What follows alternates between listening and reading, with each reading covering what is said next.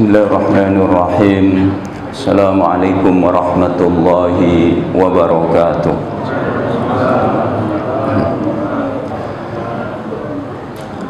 Innal hamdalillah nahmaduhu wa nasta'inuhu wa nastahdihi wa nastaghfiruhu wa natubu ilaihi wa na'udzu billahi min syururi anfusina wa sayyiati a'malina. Man yahdihillahu fala mudilla lahu wa man yudlilhu fala hadiya lahu. Asyhadu an la ilaha illallah wahdahu la syarika lahu wa asyhadu anna Muhammadan abduhu wa rasuluhu la nabiyya ba'dah, amma ba'd. Faqala Allahu azza wa jalla fi kitabihil karim, a'udzu billahi minasyaitonir rajim. وَالَّذِينَ يُؤْتُونَ مَا آتَوْا وَقُلُوبُهُمْ وَجِلَةٌ أَنَّهُمْ إِلَى رَبِّهِمْ راجعون أُولَئِكَ يُسَارِعُونَ فِي الْخَيْرَاتِ وَهُمْ لَهَا سَابِقُونَ. Hadirin hadirat, Bapak Ibu para jamaah yang dimuliakan Allah Subhanahu wa taala. Alhamdulillah, kita bersyukur kehadirat Allah. Kita kembali diizinkan oleh Allah untuk merasakan keberkahan Ramadan. Kita diizinkan untuk mengisinya dengan berbagai amal saleh, dengan siyam, dengan qiyam, dengan tilawah Al-Quran, dengan infak, sedekah, dengan i'tikaf.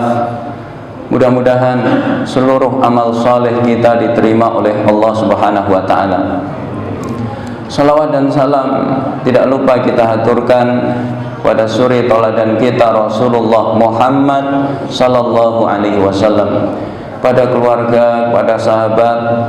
Mudah-mudahan kita semuanya termasuk umat beliau yang istiqomah mencintai, meneladani serta menghidupkan sunnah-sunnah beliau, dan semoga kita termasuk umat beliau yang berbahagia meraih syafaat beliau kelak di hari kiamat. Jemaah dimuliakan oleh Allah, mari kita lanjutkan interaksi kita terhadap kitab Mukhtasar Minhajil Qasidin yang ditulis oleh Al-Imam Ibnu Qudamah Al-Maqdisi. Kitab ini merupakan ringkasan dari kitab Minhajul Qasidin, ditulis oleh Imam Ibnul Jauzi, yang merupakan intisari dari Ihya Ulumuddin, ditulis oleh Al-Imam Al-Ghazali. Kita sampai pada Kitabu Adabis Suhbati wal Ukhuwati wa Mu'asyaratil Khalqi. Kitab tentang adab-adab pergaulan, persaudaraan, serta bermuamalah atau bergaul dengan manusia.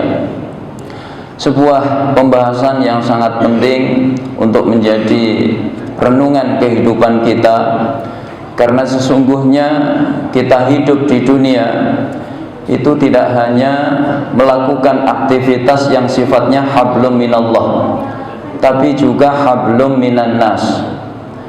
Maka penting kita merenungkan tentang bab ini, bagaimana adab di dalam pergaulan, ya, kemudian persaudaraan, serta bermuamalah dengan manusia. Kata Imam Al-Ghazali, "I'lam annal ulfata samratu husnil khuluq." Ketahuilah, kata beliau, sesungguhnya keterikatan hati antara satu dengan yang lain itu adalah buah dari akhlak yang baik. Ketika persaudaraan kita erat, maka itu adalah buah dari akhlak yang baik. Kita peduli terhadap saudara kita, kita membantu mereka, ini adalah buah dari akhlak yang baik. Sebaliknya, wattafarruqu su'ul khuluq, berpecah belah, bercerai-berai, bermusuhan satu dengan yang lain, ini adalah akhlak yang buruk. Apa sebabnya? Li'anna husnal khuluq yujibut tahabbuba wat tawafuqa. Karena akhlak yang baik itu akan mengantarkan kepada perasaan saling mencintai dan saling menyayangi antara satu dengan yang lain.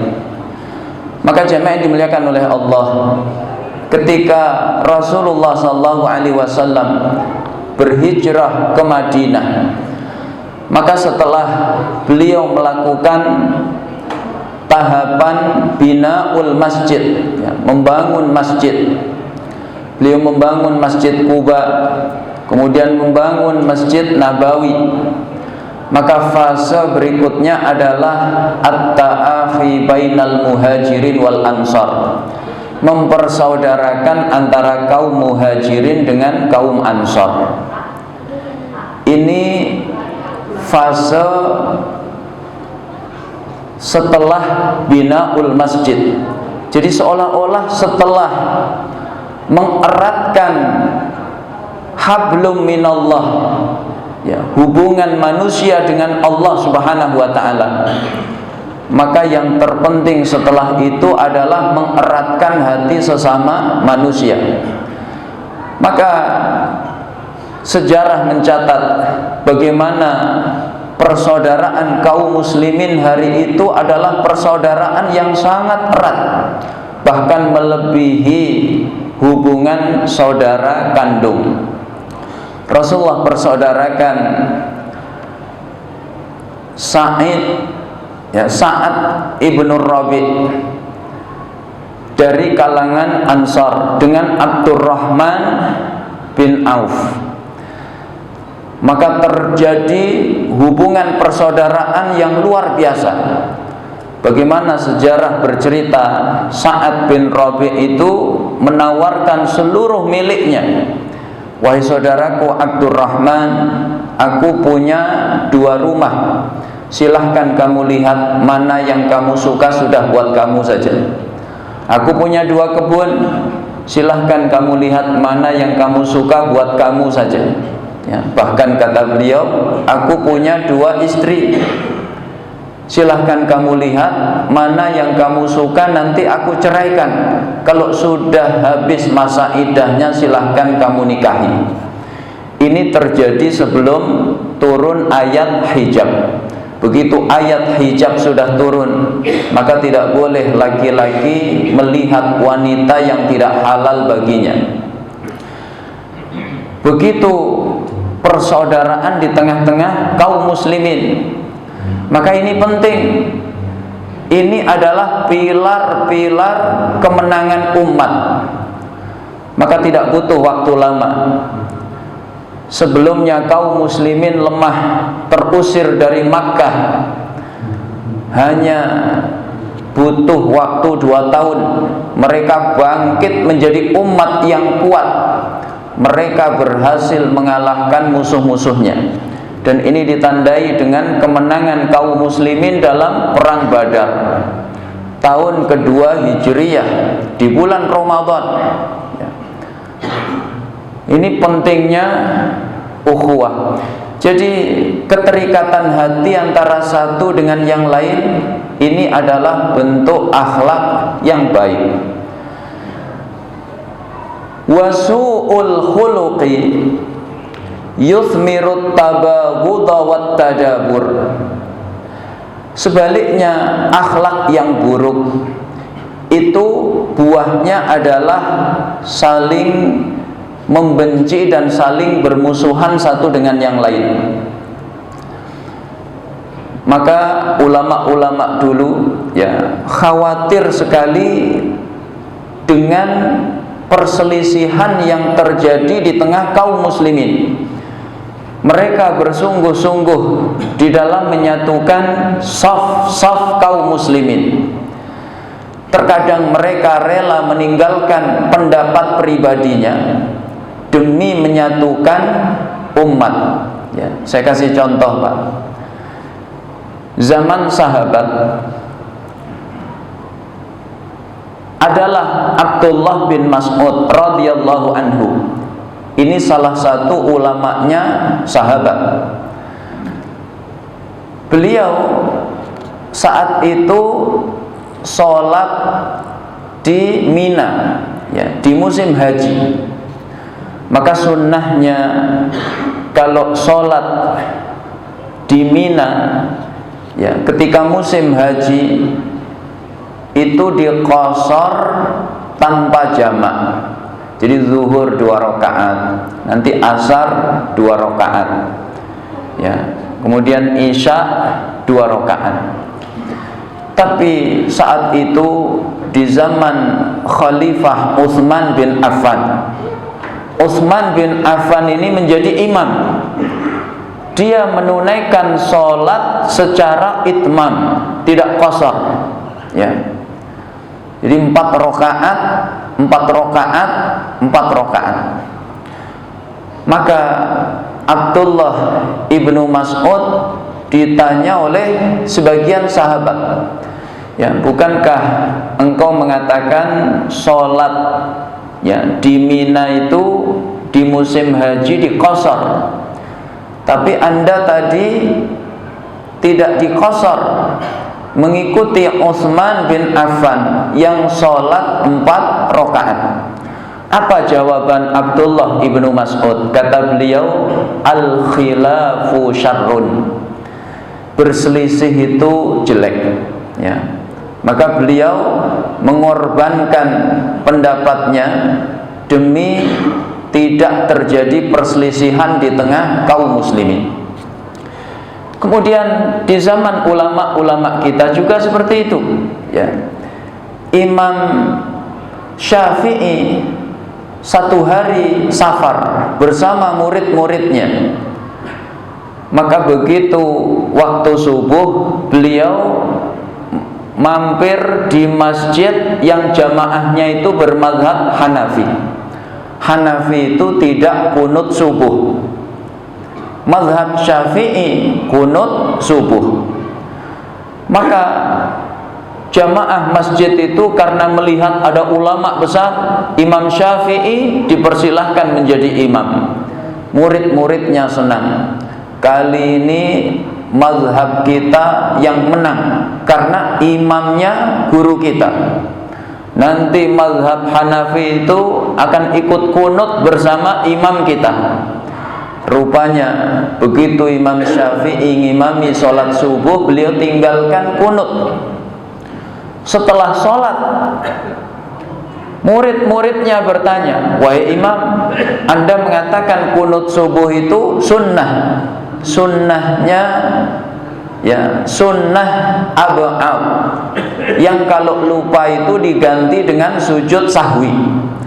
Anda tadi tidak kunut, Anda juga tidak sujud sahwi. Apa jawaban Imam Syafi'i? Iya, menurut pendapatku kunut subuh itu sunnah, tapi aku, ya, menghormati kaum muslimin di masjid ini yang mereka tidak kunut.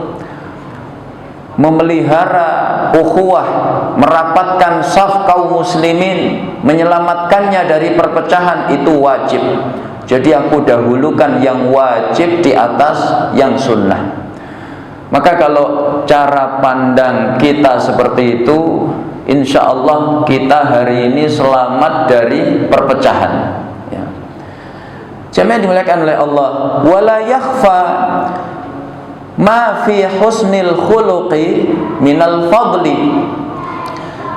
Tidak ada kesamaran bahwa dalam kebaikan akhlak itu terdapat keutamaan yang sangat besar.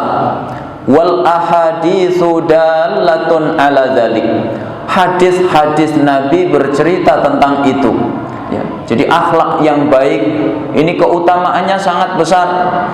Bahkan misi diutusnya Nabi ke tengah-tengah manusia itu tidak lain tidak bukan adalah dalam rangka memperbaiki akhlak manusia. Innama bu'istu liutammima makarimal akhlak. Aku diutus dalam rangka memperbaiki, menyempurnakan akhlak, ya. Dalam riwayat lain salihal akhlak, ya, menyempurnakan kebaikan akhlak. Makanya syariat yang dibawa oleh Nabi dari awal sampai akhir itu selalu ada nilai-nilai perbaikan akhlak. Salat kita itu ada nilai perbaikan akhlak. Innas sholata tanha anil fahsya wal munkar. Salat itu mencegah perbuatan keji dan mungkar. Kemudian puasa juga sama, ya. Man lam yada qaulaz zur wal amala bihi falaysa lillahi hajatun fi ayyada ta'amahu wa syarabah. Siapa yang puasanya belum bisa mencegah dia dari perkataan dusta, perbuatan dusta, maka Allah tidak butuh puasa yang seperti itu. Jadi puasa kita itu erat hubungannya dengan perbaikan akhlak. Makanya dalam hadis yang lain, kalau ada orang mengajak kita berkelahi di bulan puasa, itu dilayani apa tidak? Kata Nabi, wa in syatamahu ahadun aw qatalahu falyaqul inni shaim, inni shaim, inni shaim. Kalau ada seseorang mencacinya atau mengajaknya berkelahi, maka hendaknya dia mengatakan aku puasa, aku puasa, aku puasa. Begitu eratnya puasa dengan perbaikan akhlak. Kemudian zakat, infak dan sedekah juga sama, ada nilai perbaikan akhlak di dalamnya. Maka yang merusak pahala zakat kita, puasa kita, sedekah kita, infak kita, itu diantaranya adalah buruknya akhlak kita. Di surat Al-Baqarah Allah memberi isyarat, ya ayyuhalladzina amanu la tubtilu shadaqatikum bil manni wal adza. Hai orang-orang yang beriman, jangan kalian batalkan pahala sedekah kalian dengan dua perilaku yang buruk. Pertama, al-manni, mengungkit-ungkit, wal adza, menyakiti orang yang menerima. Ini dua-duanya akhlak yang buruk. Ini bisa merusak pahala sedekah kita. Sampai urusan haji, ibadah yang begitu besar, menghimpun berbagai pengorbanan, harta, jiwa, waktu, dan lain sebagainya. Maka di dalamnya pun ada nilai-nilai perbaikan akhlak. Faman farada fihinnal hajja fala rafatha wala fusuqa wala jidala fil hajj. Siapa yang menunaikan manasik haji, tidak boleh dia rafas, pembicaraan yang mengarah kepada urusan seksual, wala fusuq, tidak pula boleh dia berbuat fasik, wala jidal, bahkan berdebat pun kita diperintahkan oleh Allah untuk menghindarinya. Maka orang-orang yang berhaji, selama berhaji dia menjaga akhlaknya. Kata Nabi, man hajja walam yarfuth walam yafsuq raja'a ka yaumi waladathu ummuh. Siapa yang berhaji, dia tidak rafas, tidak fasik, maka dia pulang dari haji bagaikan bayi yang baru dilahirkan ibunya, bersih dari berbagai akhlak. Semua ibadah dalam agama kita itu ada nilai-nilai perbaikan akhlak. Maka tanda orang itu ibadahnya baik, akhlaknya kepada manusia baik. Sahabat-sahabat Nabi itu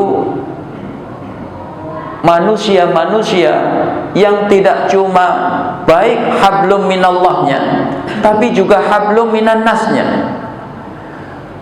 Mereka ibadahnya kepada Allah luar biasa, akhlaknya kepada manusia juga luar biasa. Saya kasih contoh, Pak.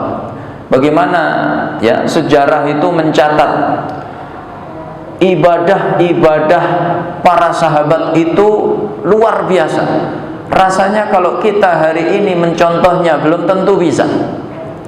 Disebutkan ya, Utsman bin Affan satu malam menunaikan sholat witir. Witir beliau 1 rakaat. Kok cuma sedikit Ustaz? Kalah dengan jamaah Al-Hidayah. Al-Hidayah berapa rakaat Pak? 3. Ya, ntar dulu. 1 rakaatnya Utsman itu khatam Quran. Gimana kalau jamaah Al-Hidayah? Ya. Ikut witir ala Utsman bin Affan. Ya. Begitu imamnya ngasih pengumuman, Bapak Ibu yang dimuliakan oleh Allah, malam ini witir kita hanya 1 rakaat. Maka jamaah mengucapkan Alhamdulillah. Tapi kata Pak Imam, witir kita ala Utsman, khatam Quran. Jamaah seketika serempak mengucapkan Inna lillahi wa inna ilaihi raji'un. Ya. Jadi ibadahnya kepada Allah luar biasa. Terkadang sampai ditegur oleh Nabi. Ada sahabat namanya Abdullah bin Amr bin As. Abdullah ini satu ketika ayahnya namanya Amr bin As itu bertanya kepada menantunya, yaitu istrinya Abdullah. Kata sang ayah begini, "Nak, bagaimana suamimu?" Ya, kan wajar mertua nanya ke mantu terkait anaknya. Maka sang istri yang salehah itu menjawab, "Wahai ayah, suamiku alhamdulillah laki-laki yang saleh, bertakwa kepada Allah. Dia hanya butuh akhirat, tidak butuh dunia." Maka sang ayah faham, ini berarti anaknya sibuk ibadah. Ya. Maka dilaporkan oleh ayahnya kepada Nabi. Nabi memanggil, ya, bagaimana ibadahnya Abdullah itu sampai ditegur oleh Nabi. Kata Nabi begini, "Wahai Abdullah, aku dengar kamu tiap hari khatam Quran." "Iya ya Rasulullah." "Aku dengar tiap hari kamu qiyamul lail sampai subuh." "Iya ya Rasulullah." "Aku dengar kamu setiap hari puasa." "Iya ya Rasulullah." Ya. Jadi setiap hari puasa, setiap hari khatam Quran, setiap malam qiyamul lail. Maka kalau ada jamaah Al-Hidayah yang seperti itu, itu insya Allah mengikuti Abdullah bin Amr bin As.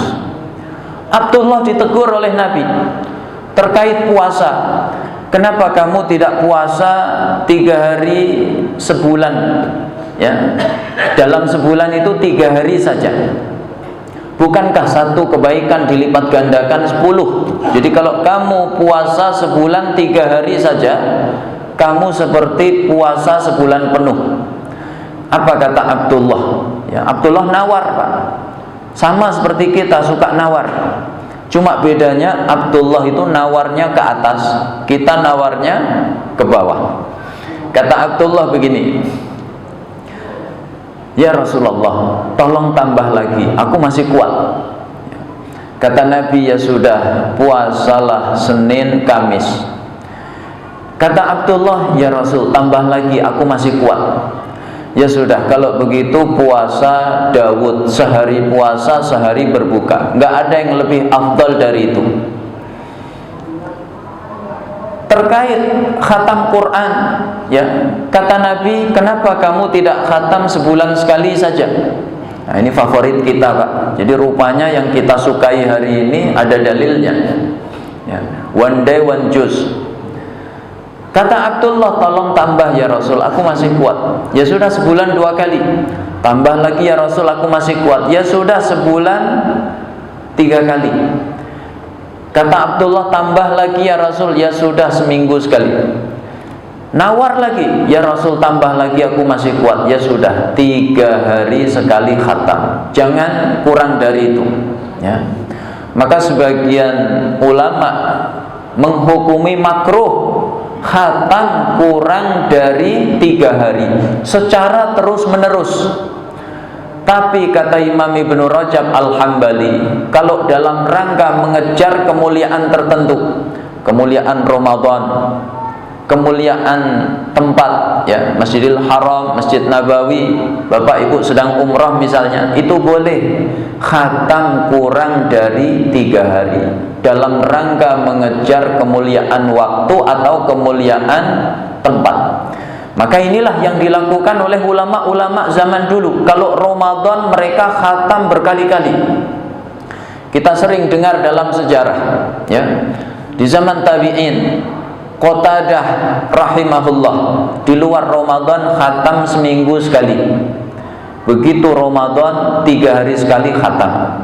Begitu Ashrul Awakhir, maka setiap hari khatam. Jadi kalau dikalkulasi sekitar 17 kali selama Ramadan beliau khatam.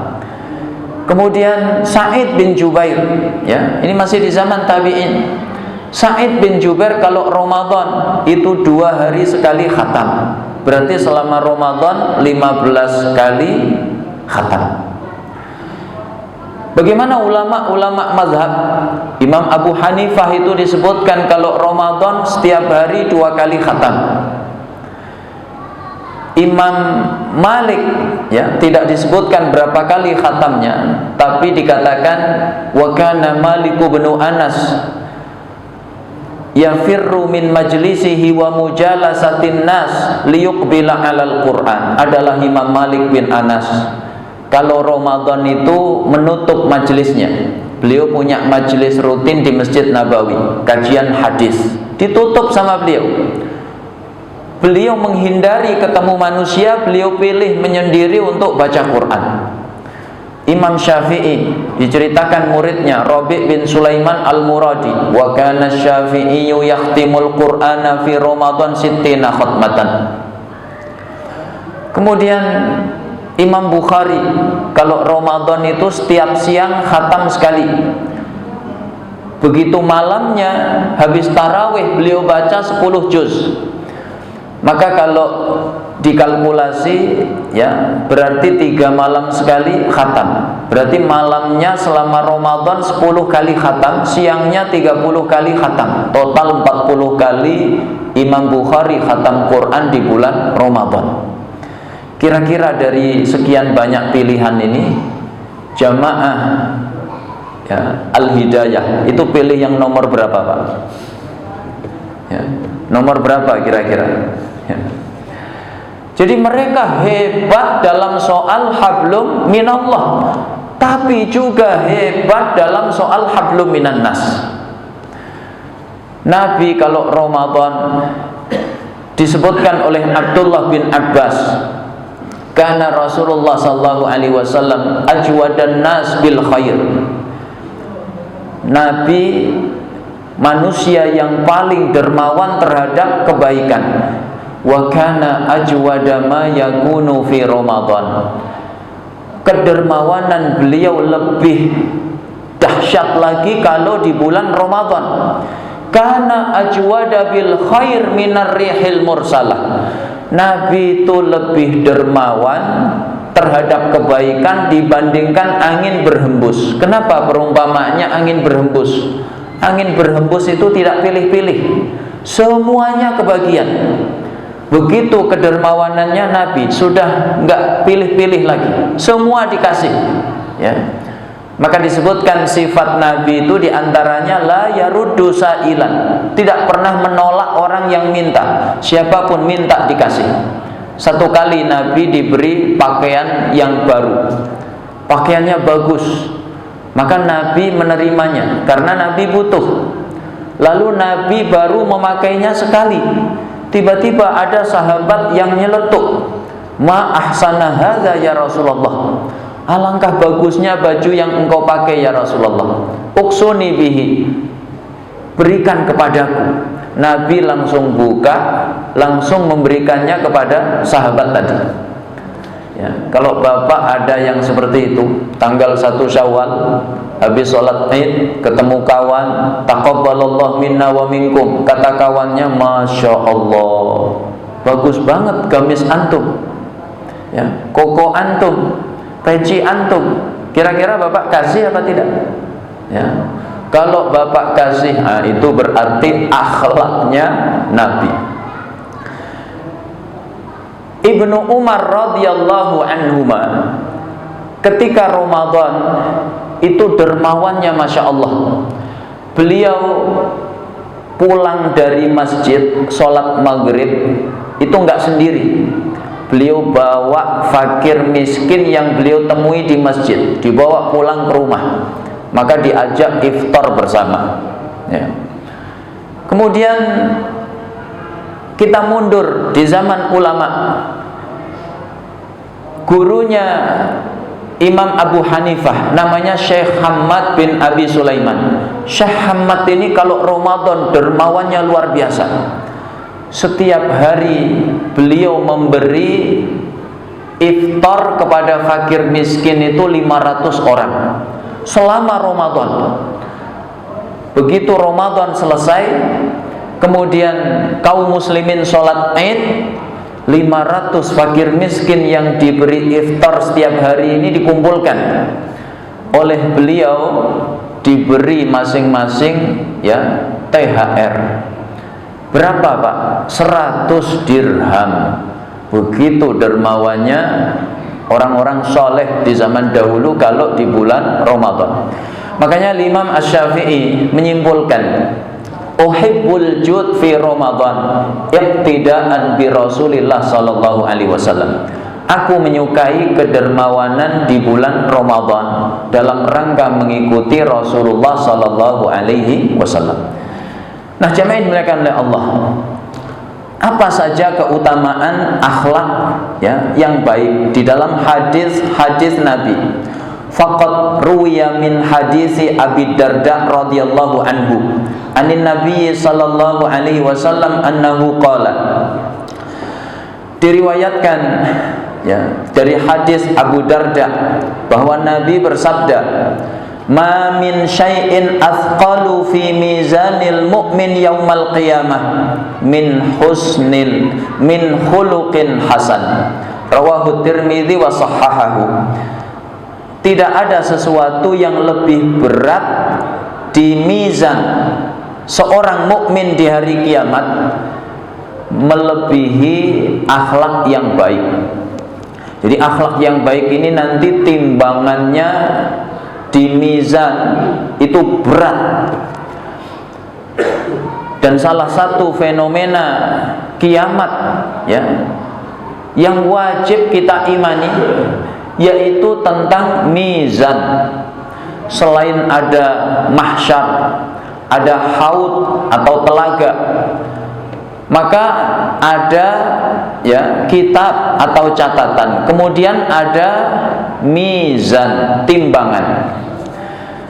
Ulama berbeda pendapat, yang ditimbang nanti itu apa sih? Ya, amalnya atau catatannya ataukah manusianya? Ya.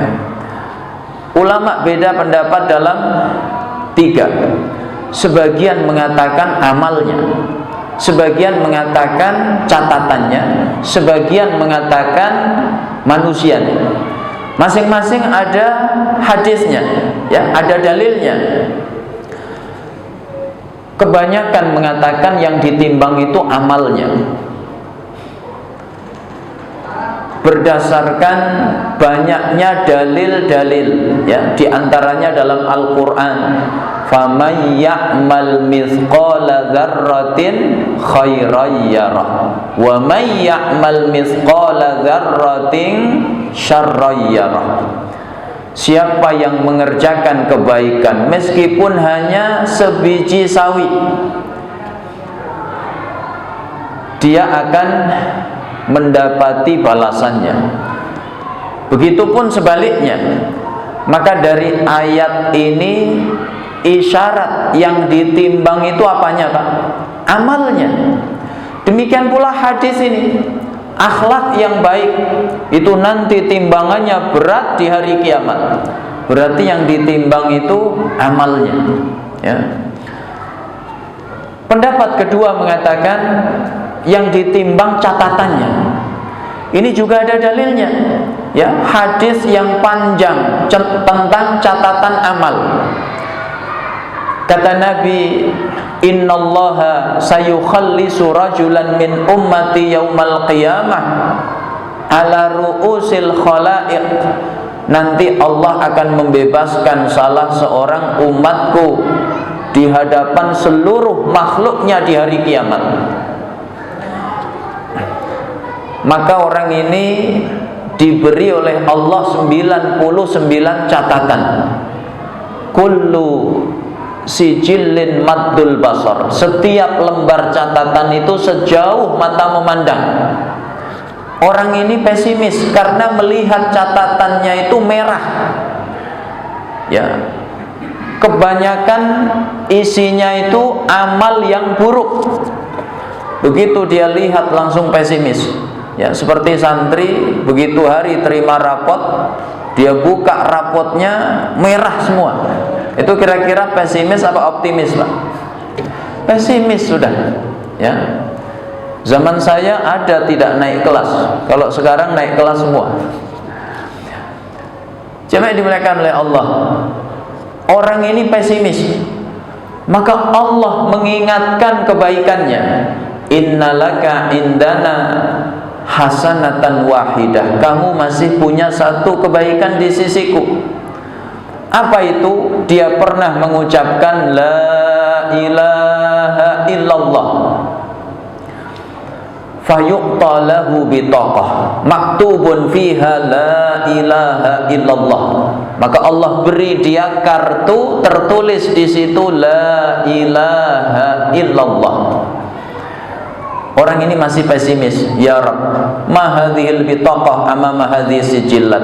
Apalah arti kartu ini dibandingkan catatanku yang sejauh mata memandang? Maka diletakkan, ya, di timbangan. Fayudha'ul bitaqah fi kifatin wasijillat fi kifatin ukhra fatashatis sijillat wa thaqulatil bitaqah. Kartu tadi diletakkan di salah satu daun timbangan, sedangkan catatan di timbangan yang lainnya. Maka rupanya kartu itu, ya, lebih berat dibandingkan catatan yang sejauh mata memandang tadi. Berarti yang ditimbang apanya, Pak? Catatannya, ya. Sebagian mengatakan yang ditimbang manusianya. Berdasarkan hadis Nabi terkait Ibnu Mas'ud, ya. Ibnu Mas'ud satu ketika kain sarungnya itu tersingkap angin, maka betisnya terlihat, ya, dan betis beliau itu kecil. Maka ditertawakan oleh beberapa sahabat. Nabi bertanya, kenapa kalian tertawa? Ya, betisnya Ibnu Mas'ud kecil ya Rasulullah. Maka ditertawakan. Apa kata Nabi? La rijlu ibni Mas'ud asqalu fil mizan min Uhud. Nanti kakinya Ibnu Mas'ud itu di timbangan lebih berat dibanding gunung Uhud. Berarti yang ditimbang apanya, Pak? Manusianya, ya. Yang pasti fenomena mizan ini fenomena yang menakutkan. Jangankan manusia, ya, malaikat pun takut melihat mizan.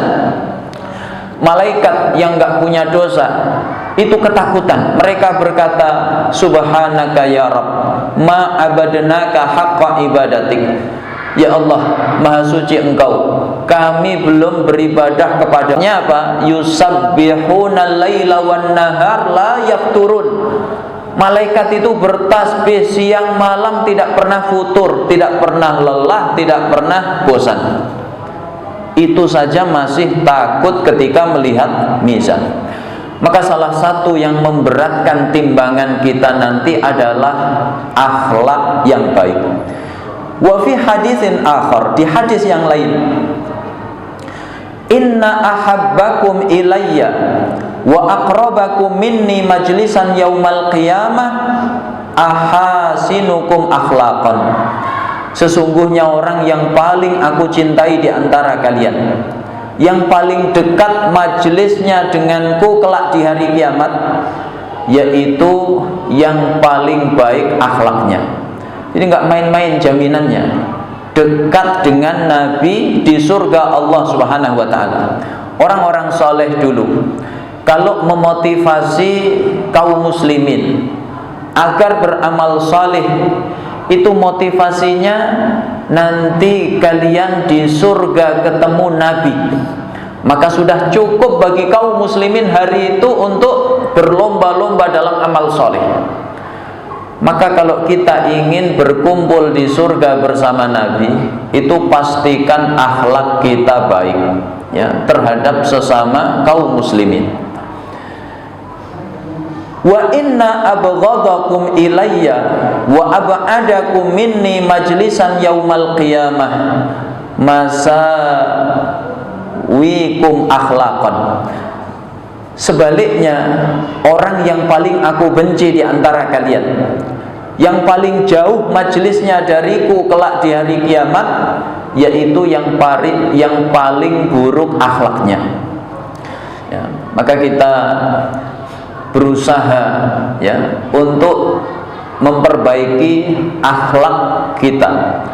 Termasuk duduk di majelis ilmu ini tidak lain tidak bukan dalam rangka memperbaiki akhlak-akhlak kita. Wa su'ilan Nabiyyu sallallahu alaihi wasallam an aktsari ma yudkhilul jannah faqala taqwallah wa husnul khuluq. Nabi ditanya tentang perkara yang paling banyak memasukkan manusia ke dalam surga. Kata beliau dua. Pertama, takwa kepada Allah. Yang kedua, berbuat baik kepada makhluk. Ya, tidak hanya manusia, tapi juga makhluk-makhluk Allah yang lainnya. Maka kebaikan terhadap manusia itu atau terhadap makhluk Allah yang lainnya itu punya nilai yang istimewa di sisi Allah Subhanahu wa taala. Bagaimana, ya, disebutkan ada seorang wanita yang memberi minum seekor anjing, maka Allah kemudian berterima kasih kepadanya. Allah mengampuni wanita itu, Allah masukkan wanita itu ke dalam surga. Sebaliknya, ada wanita ahli ibadah, ya, karena akhlaknya buruk, maka Allah pun memasukkannya ke dalam neraka. Ya, Rasulullah ditanya, ya Rasulullah, inna fulanah tasumun nahar wa taqumul lail wa tu'dhi jaraha. Ya Rasul, ada seorang wanita kalau siang puasa sunnah, kalau malam qiyamul lail. Ini dua standar ahli ibadah. Ahli ibadah itu standarnya siang puasa, malam qiyamul lail. Tapi kata sahabat ini, dia sering menyakiti tetangganya. Apa kata Nabi? La khaira fiha, hiya min ahlin nar. Enggak ada kebaikan pada wanita seperti itu, dia adalah ahli neraka. Ya, makanya kita hari ini harus bersungguh-sungguh untuk memperbaiki akhlak-akhlak kita. Ini salah satu perkara yang banyak mengantarkan manusia ke dalam surga. Ya, bagaimana akhlak kita terhadap tetangga, akhlak kita, ya, terhadap pasangan kita, suami kepada istri, istri kepada suami, orang tua kepada anak, anak kepada orang tuanya, saudara kepada saudara, ya, kaum muslimin terhadap sesama kaum muslimin. Maka kalau akhlak kita baik, itu insya Allah menjadi kendaraan kita untuk meraih surga Allah Subhanahu wa taala. Wa ammal mahabbatu fillahi ta'ala fa fis sahihain min hadisi Abi Hurairah radhiyallahu anhu anin Nabi sallallahu alaihi wasallam annahu qala sab'atun yudhilluhumullahu fi dhillihi yauma la dhilla illa dhilluh. Adapun terkait saling mencintai karena Allah, ya, di antara akhlak yang baik itu adalah saling mencintai karena Allah, bertemu berpisah karena Allah. Maka ini keutamaannya besar. Disebutkan dalam hadis, ya, ada 7 golongan dinaungi oleh Allah kelak di hari kiamat. Hari itu tidak ada naungan lain selain naungan Allah. Ya, siapa di antaranya? Wa rajulani tahabba fillah ijtama'a alaihi wa tafarraqa alaihi.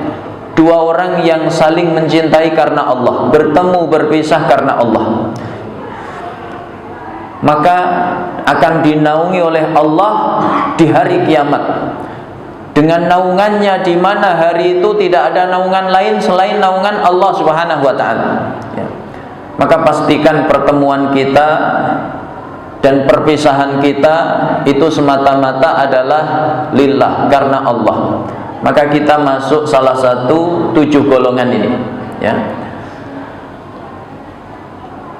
Disebutkan dalam hadis yang lain, ada orang yang menjenguk saudaranya, ya, mengunjungi saudaranya di negeri yang jauh. Maka Allah mengutus malaikat dalam wujud manusia untuk bertanya kepada orang itu, kamu hendak kemana? Dia menjawab, aku ingin mengunjungi saudaraku di negeri sana.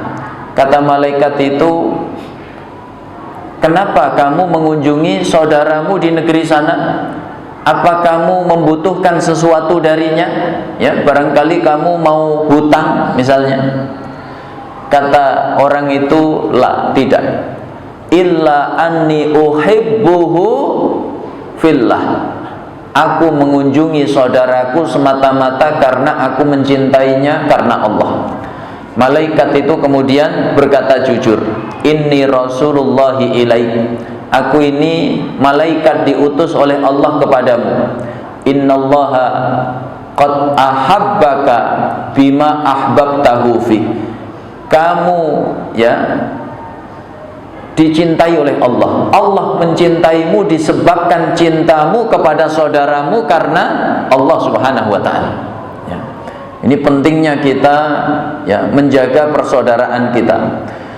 Kemudian wa fi hadisin akhar, dalam hadis yang lain, haqqat mahabbati lil mutahabbina fiyya wa haqqat mahabbati lil mutabadhilina fiyya wa haqqat mahabbati lil mutazawirina fiyya.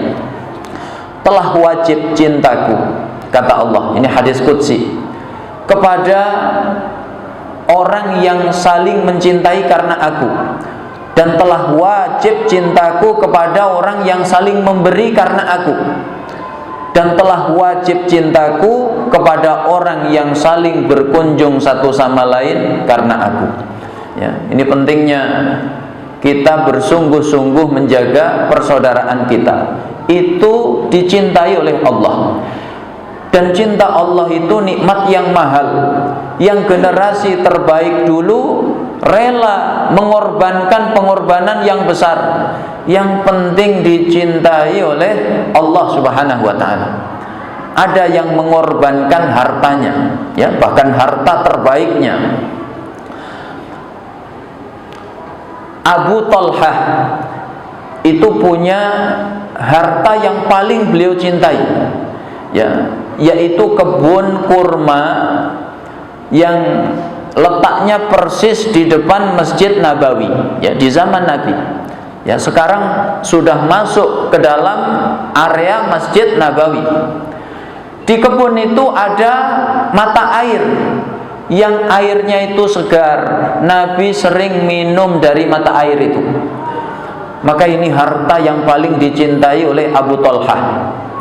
Abu Talhah datang kepada Nabi, ya Rasul, aku dengar ayat lan tanalul birra hatta tunfiqu mimma tuhibbun. kamu tidak akan mendapatkan kebaikan yang sempurna sampai kamu menginfakkan harta yang kamu cintai. Ya Rasul, dari semua hartaku yang paling aku cintai kebun kurma ini, namanya Bairuha. Fa innaha shadaqatun lillah. Ini aku sodakohkan di jalan Allah. Silahkan engkau distribusikan sesuai yang Allah wahyukan kepadamu. Maka kata Nabi, aku lihat yang terbaik kamu bagikan untuk kerabat-kerabatmu. Ya. Hadis ini sekaligus isyarat sodakoh yang terbaik itu bukan kepada yang jauh, tapi kepada kerabat, orang-orang terdekat kita, saudara-saudara kita. Kadang orang hari ini ya, yang jauh dikejar, yang dekat dihindari. Ya. Pemulung sudah sembunyi di kolong jembatan dikejar-kejar. Ya, sahur Pak, sahur on the road. Kerabat sendiri malah dihindari. Ya, ini terbalik. Jadi jamaah yang dimuliakan oleh Allah, kenapa beliau infakkan harta yang paling beliau cintai? Ya, kebun terbaiknya. Karena ingin meraih cintanya Allah Subhanahu wa ta'ala. Dan nanti ketika manusia diwafatkan oleh Allah, maka yang dia sesali adalah ya kebaikan seperti ini, sodakohnya kepada manusia. Maka menarik, dalam surat Al-Munafiqun, wa anfiqu mimma razaqnakum min qabli ayyatiya ahadakumul maut. Infakkan sebagian harta yang Allah berikan kepada kalian sebelum salah satu kalian didatangi oleh kematian. Fa yaqula rabbi laula akhartani ila ajalin qarib fa asaddaqa wa akum minas salihin. Maka dia mengadu, ya Allah, akhirkan ajalku sejenak saja agar aku sempat sedekah. Kenapa yang disesali kok sedekah, Pak?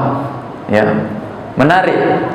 Ayat ini diletakkan di surat Al-Munafiqun. Ini isyarat orang yang gemar sedekah, ya, orang yang dermawan itu selamat dari kemunafikan. Makanya sedekah itu dalam hadis kata Nabi, was-shadaqatu burhan. Sedekah itu bukti keimanan. Manusia itu fitrahnya itu cinta harta. Ya. Tapi ada orang rela memberikan harta yang dia cintai kepada saudaranya, maka ini tidak lain tidak bukan adalah bukti keimanannya kepada Allah Subhanahu wa ta'ala. Maka orang yang seperti itu selamat dari kemunafikan. Ya. Kedua pelajaran dari ayat ini, manusia ketika sakaratul maut itu ditampakkan oleh Allah pahala amal-amalnya, maka rupanya yang paling bermanfaat baginya saat itu adalah sedekah. Ya. Ada manusia diselamatkan dari azab kubur disebabkan sedekahnya. Ada manusia dinaungi di hari kiamat disebabkan sedekahnya. Bahkan ada manusia diselamatkan dari neraka disebabkan sedekahnya. Makanya yang paling dia sesali adalah ya sedekah. Jemaah dimuliakan oleh Allah. Wa fi hadisin akhar, dalam hadis yang lain, awthaqu ural iman an tuhibba fillah wa tubghidha fillah. Ikatan keimanan yang paling kokoh itu adalah saling mencintai karena Allah, saling membenci karena Allah. Jadi kita cinta saudara kita karena Allah. Kalaupun kita membenci, ya bukan karena manusianya, tapi kita benci perilakunya. Dia menyalahi aturan Allah Subhanahu wa ta'ala. Ini ikatan iman yang paling kokoh. Ya. Maka salah satu golongan yang meraih kenikmatan besar di hari kiamat, sampai membuat manusia ya yang paling mulia yaitu para nabi cemburu terhadap mereka. Itu siapa, Pak? Kata Nabi dalam hadisnya, inna fil jannati manabira min nur alaiha qaumun libasuhum nur wa wujuhuhum nur laisu minal anbiya walas syuhada walakin yaghbituhumun nabiyyuna wasyuhada. Sesungguhnya di surga itu ada mimbar-mimbar ya, dipan-dipan yang terbuat dari cahaya. Di atas mimbar atau dipan itu ada sekelompok manusia, sekelompok kaum. Wajah mereka bercahaya, pakaian mereka bercahaya. Mereka bukan golongan nabi, mereka bukan golongan syuhada, tapi membuat para nabi dan para syuhada cemburu terhadap mereka, saking besarnya nikmat yang Allah berikan kepada mereka. Siapa mereka itu? Ya, sahabat penasaran. Sifhum lana ya Rasulullah, jelaskan ciri-ciri mereka kepada kami ya Rasul. Kata Nabi, ciri mereka 3. Humul mutahabbuna fillah, wal muta'akhuna fillah, wal mutazawiruna fillah. Mereka orang yang saling mencintai karena Allah, saling bersaudara karena Allah, saling berkunjung satu sama lain karena Allah Subhanahu wa ta'ala. Ya. Makanya kenapa ngaji seperti ini penting, Pak. Meskipun lewat YouTube juga ada, ya. Bahkan sekarang resume pengajian itu di-share di grup-grup WhatsApp. Jadi nggak ngaji pun bisa baca. Oh, tadi intinya ini. Tapi kenapa duduk seperti ini penting? Supaya kita ketemu dengan saudara-saudara kita. Ya, saling bertemu karena Allah, berpisah karena Allah. Ini nggak bisa lewat medsos. Ini harus bertemu secara langsung. Ya, nah, inilah yang memotivasi kita untuk hadir di majelis-majelis ilmu dan majelis-majelis kebaikan yang lainnya, supaya kita bertemu dan berpisah semata-mata karena Allah Subhanahu wa ta'ala. Kemudian kata Imam Al-Ghazali, wa'lam anna man yuhibbu fillah, ya, ketahuilah bahwa orang yang saling mencintai karena Allah, yubghidu fillah, maka dia pun akan ya membenci karena Allah. Fa innaka idza ahbabta insanan likaunihi muti'an lillah, fa idza asallaha abghadtahu fillah. Orang yang saling mencintai karena Allah itu sudah otomatis saling membenci juga karena Allah. Apa sebabnya? Ketika kita mencintai seseorang karena ketaatannya kepada Allah, maka otomatis di sisi yang lain kita akan membencinya ketika dia maksiat kepada Allah. Maka Bapak kalau punya kawan, ya, kok mau mengingatkan, begitu Bapak khilaf, ya, lalu diingatkan oleh kawannya, jangan seperti itu. Ya, barangkali nggak ada manusia yang melihat, tapi Allah Maha melihat. Ya, bertakwalah kepada Allah. Maka kalau punya kawan yang seperti itu, pertahankan.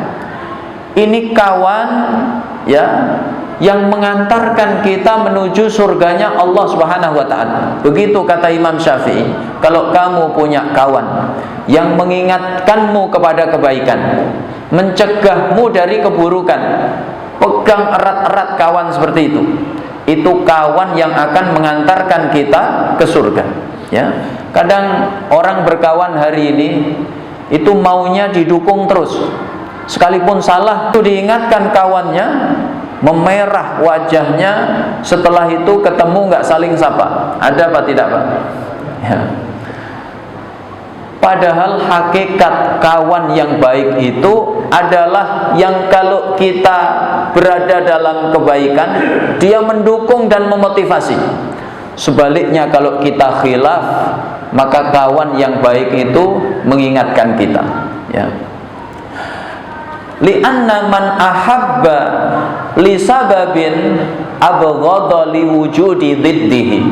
Karena orang yang mencintai karena satu sebab, dia akan membenci disebabkan ada lawannya sebab itu. Bapak punya kawan ini soleh, masya Allah, dia aktivis dakwah, dia ahli sholat, ahli qiyamul lail, dia ahli Quran. Maka bapak mencintainya karena ketaatan tadi. Begitu satu hari bapak mendapati kawan itu khilaf. Manusia kan ada khilafnya, ya. Iman naik turun. Pas iman turun dia khilaf. Dia melihat yang haram, maka otomatis bapak membencinya. Disebabkan apa? Dia melakukan lawannya ketaatan, yaitu maksiat kepada Allah. Inilah definisi saling mencintai dan saling membenci karena Allah. Wa man ijtama'at fihi khisalun mahmudatun wa makruhatun fa innaka tuhibbuhu min wajhin wa tubghiduhu min wajhin. Maka orang kalau pada dirinya ada dua sisi, ya kadang dia baik, tapi kadang dia juga maksiat, maka kita pasti akan mencintainya di satu sisi, tapi kadang membencinya di sisi yang lainnya. Begitu dia taat kepada Allah, kita cinta. Begitu dia maksiat kepada Allah, kita benci. Inilah definisi saling mencintai dan membenci karena Allah. Fayam bagi antuhibbal muslim li islamihi wa tubghidahu li maksiyatihi. Maka wajib kita itu mencintai seorang muslim karena keislamannya, ya. Ini penting, Pak, ya. Karena sebagian orang hari ini mendahulukan golongannya, ya, kesamaan mazhabnya, kesamaan ormasnya di atas keislaman seseorang. Nah, ini bahaya, ya.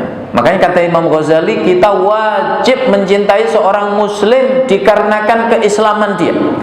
Ini muslim, ini umat Muhammad, ya. Mau ormasnya A, B, C dan lain sebagainya, partainya A, B, C dan lain sebagainya, mazhabnya A, B, C dan lain sebagainya, kita mencintainya disebabkan keislamannya. Ini hamba Allah, ini umatnya Rasulullah SAW.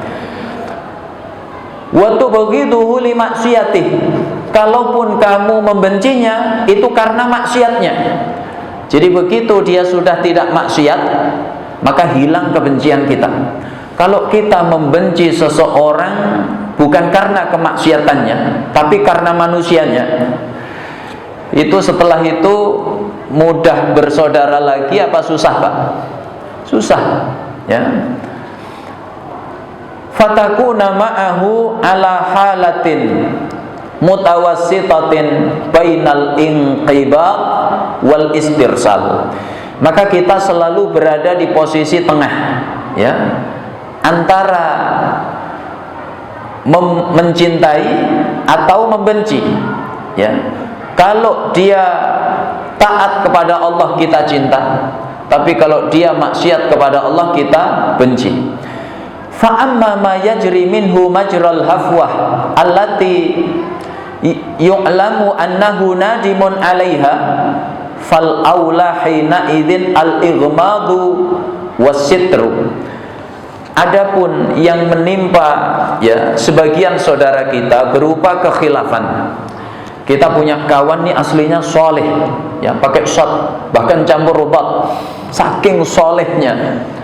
Tapi manusia kan bisa khilaf, iman naik turun. Satu ketika iman menurun, maka dia terjatuh dalam kemaksiatan. Nggak ada yang melihat kecuali kita. Maka yang terbaik, aibnya dibuka apa ditutup, Pak?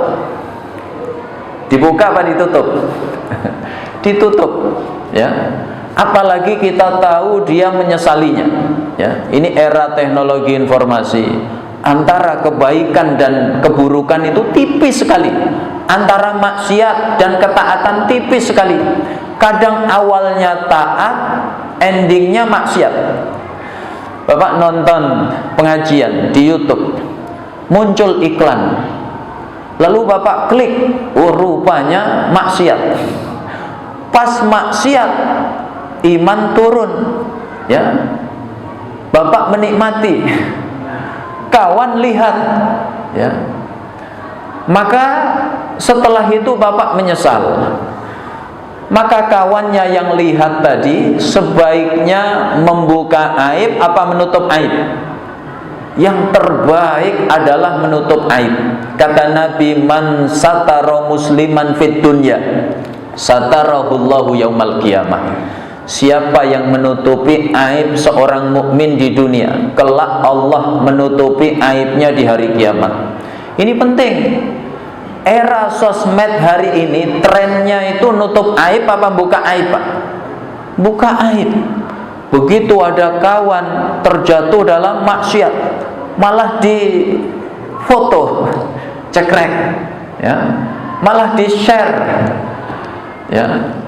Apalagi orang-orang yang mengambil keuntungan. Nih lihat, ya, mau di share apa dihapus? Hapus saja. Oh, kalau hapus wani piro. Nah, itu era sosmed hari itu begitu, ya. Maka hati-hati. Jamaah dimuliakan oleh Allah. Fa idza asarra 'alal maksiyah fala budda min izhari asaril bughdi bil i'radi anhu wat taba'ud wa taghlidil qawli lahu ala hasabi ghilzil maksiyati wa khifatiha. Sedangkan kalau dia terus menerus di atas kemaksiatan, maka kita sebagai kawannya itu wajib menampakkan, ya, menampakkan tanda kebencian kepada kawan yang terus menerus dalam maksiat tadi.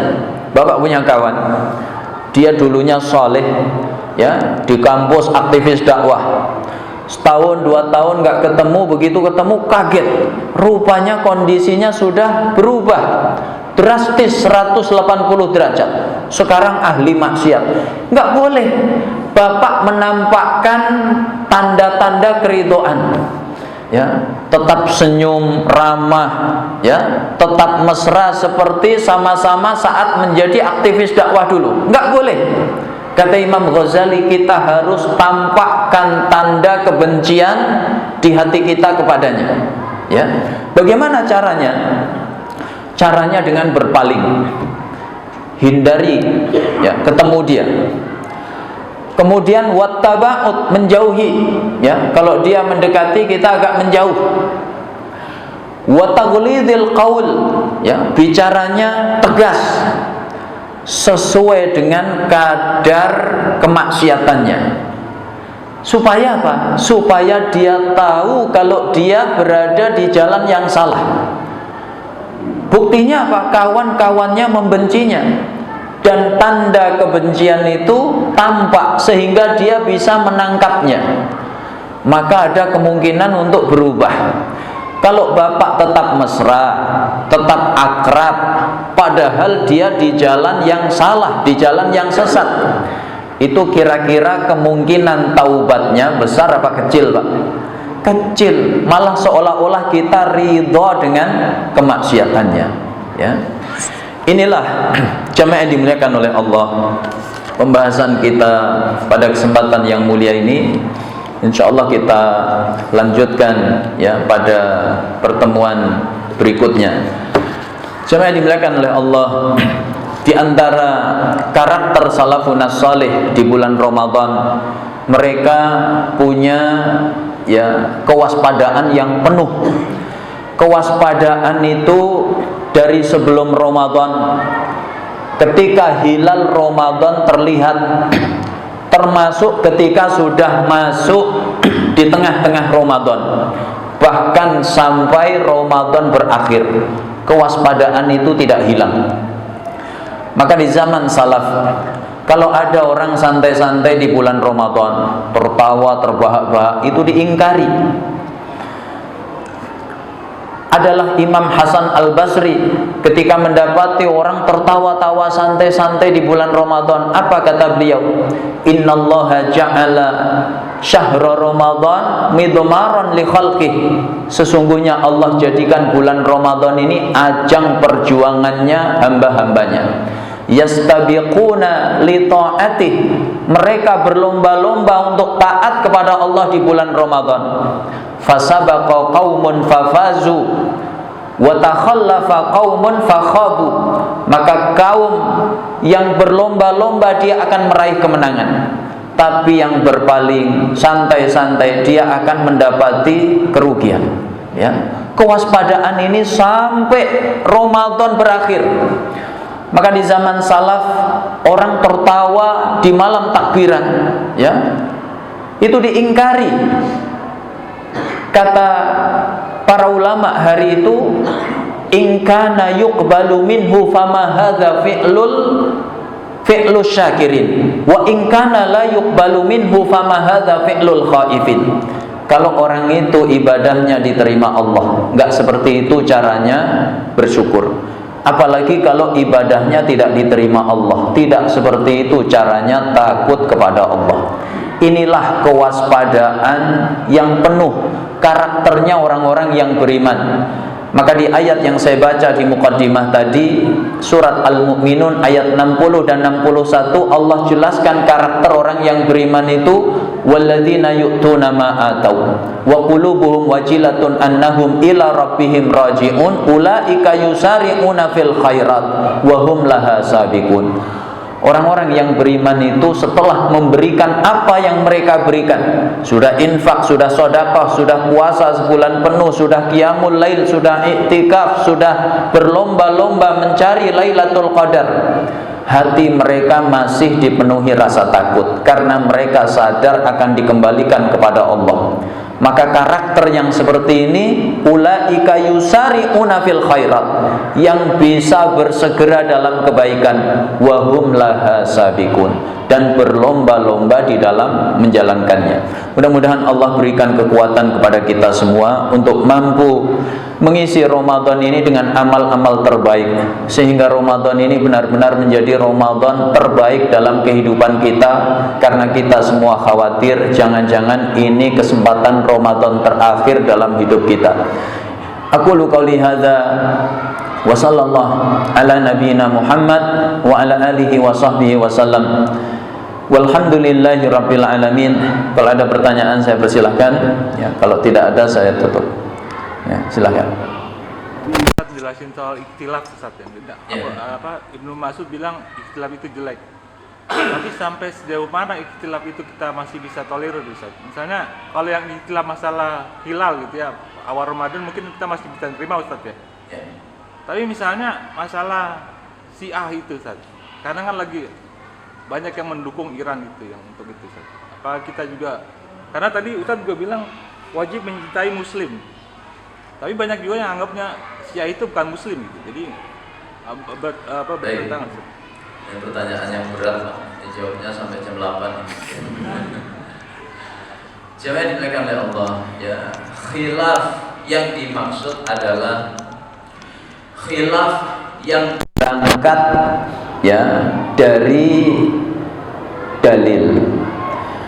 Maka khilaf-khilaf seperti ini adalah khilaf yang mu'tabar, ya, dan tidak bisa dihindari. Ini sunnatullah dalam kehidupan manusia. Walau sya'allahu laja'alakum ummatan wahidah. Ya, kalau Allah berkehendak, mudah sekali Allah jadikan kita ini umat yang satu, ya. Tapi ini sunnatullah dalam kehidupan. Maka khilaf-khilaf yang mu'tabar ini akan tetap ada. Jangankan di zaman kita, zaman terbaik, zaman sahabat, itu saja ada. Ketika Nabi perintahkan kaum muslimin, la, ya, tusallul asra illa fi Bani Quraidah, jangan kalian sholat asar kecuali di Bani Quraidah. Maka terjadi perbedaan dua kelompok sahabat. Bayangkan, Pak, sahabat generasi terbaik yang dididik langsung oleh Nabi itu berbeda pendapat. Yang satu memaknai hadis itu maknanya adalah bersegera supaya asar sudah di Bani Quraidah. Yang satu memaknai secara zahir, pokoknya jangan sholat asar kecuali di Bani Quraidah. Maka di tengah jalan asar sudah tiba, satu kelompok menunaikan sholat asar di perjalanan, satu kelompok menunda sampai Bani Quraidah. Ya, dua kelompok berbeda pendapat, dua-duanya golongan sahabat. Apa berani kita bilang yang satu ini ahli bid'ah, yang satu ahli sunnah? Ya. Dua-duanya benar. Ya, maka ketika sampai berita ini kepada Nabi, Nabi tidak menyalahkan salah satunya, dua-duanya benar. Termasuk perbedaan, yang satu kunut, yang satu tidak, yang satu menjaharkan basmalah, yang satu tidak. Ini khilaf-khilaf yang muktabar. Maka seorang mukmin menyikapi khilaf seperti ini dengan berlapang dada. Ya. Nata'awan fi mattafaqna wa natasamah fi makhtalafna. Kita saling tolong menolong dalam hal yang kita sepakati, kita berlapang dada dalam hal yang kita berselisih. Nah, adapun perbedaan yang tidak muktabar, ya, ini tidak bisa ditolerir. Yang satu ahlu sunnah, ya, yang satu ahli bid'ah. Ya, ini bid'ah yang disepakati, bukan yang diperselisihkan. Syiah itu masuk kategori yang kedua ini. Ya, perselisihan kita dengan mereka itu dalam hal-hal yang usul. Kita memuliakan sahabat, Syiah, ya, menghinakan sahabat. Kita mendengar Abu Bakar As-Siddiq radhiyallahu anhu, Umar bin Khattab radhiyallahu anhu, Utsman bin Affan radhiyallahu anhu, tapi mereka jawab laknatullah alaihi. Kira-kira bisa, ya, bersatu apa tidak, Pak? Ya, nggak bisa. Nah, jamaah yang dimuliakan oleh Allah, maka perbedaan yang seperti ini nggak bisa disatukan. Ada ulama besar, Syekh Dr. Yusuf Qardawi, mencoba at-taqrib baina sunni, ya, wasyi'i, menyatukan, mendekatkan antara sunni dengan syiah. Rupanya beliau mengakui nggak bisa, ya, nggak bisa disatukan. Maka khilaf yang seperti ini tidak bisa kita katakan, ya, ini kita berlapang dada, ini kan cuma beda mazhab saja. Enggak, ini hitam putih, yang satu di atas hak, yang satu di atas batil. Ya, meskipun Syiah ini tidak semuanya sama, ya, ada yang ekstrim, ada yang tidak, ya. Ada Syiah seperti Zaidiyah yang hanya mengutamakan Ali dibanding yang lainnya. Maka golongan ini ahlu sunnah masih menerimanya, ya. Tapi yang ekstrim mengkafirkan sahabat, maka ini tidak bisa diterima, ya. Nah, adapun terkait soal perang hari ini soal politik, Pak. Ya, saya ini tidak pengamat politik, jadi tidak terlalu ahli. Tapi musuhnya musuh, ya, dalam dunia perang itu, musuhnya musuh adalah kawan. Ya,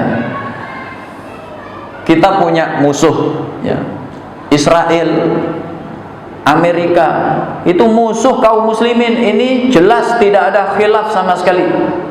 Dia membantai kaum muslimin terang-terangan, ya, jutaan kaum muslimin dibantai oleh. Maka tidak mungkin kita dalam masalah ini mendukung mereka, ya.